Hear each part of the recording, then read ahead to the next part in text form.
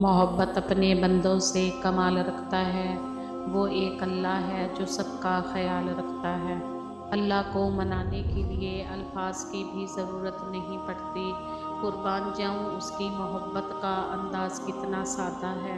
जिस मकाम पर तुम अल्लाह से शिकवा करते हो, वो मकाम दरअसल सब्र और शुक्र का होता है।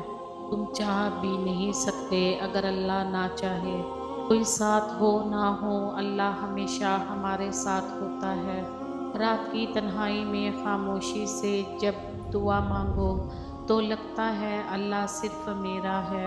वो रब ही है जो एक सजदे में अपना बना लेता है।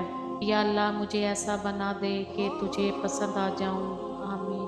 अपना दर्द अल्लाह से बांट लिया करो, फिर दर्द जाने दवा जाने खुदा जाने।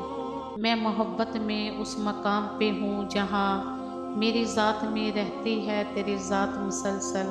अब रोना भी छोड़ दिया ये सोच कर के कहीं खुदा उनसे मेरे आंसुओं का हिसाब ना मांग ले।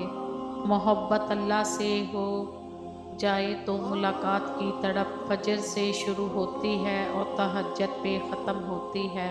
अल्लाह की मोहलत को ताकत ना समझो। जब अल्लाह से मोहब्बत हो जाती है तो सारी शिकायतें ख़त्म हो जाती हैं। दुनिया को चाहने वाले बिखर जाते हैं और अल्लाह को चाहने वाले निखर जाते हैं। दिल इससे लगाओ जिसने दिल बनाया है। सिर्फ अल्लाह से उम्मीद रखो और इस पे भरोसा, क्योंकि सिर्फ और सिर्फ अल्लाह ही है जो रात को दिन में बदल देता है। अल्लाह की बंदगी से मोहब्बत कैसे होती है? दो तरह की मोहब्बत इंसान को गमगीन नहीं करती। अल्लाह ताला से मोहब्बत, अल्लाह ताला के लिए किसी से की गई मोहब्बत। रातें अगर अल्लाह से बात करते हुए गुजरने लगे तो नींद ना आना भी नेमत है। अल्लाह को किसी बंदे से मोहब्बत है और इसकी निशानी क्या है?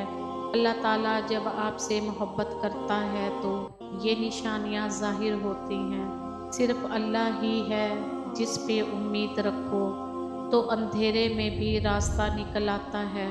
इंसान को जब अल्लाह से मोहब्बत होती है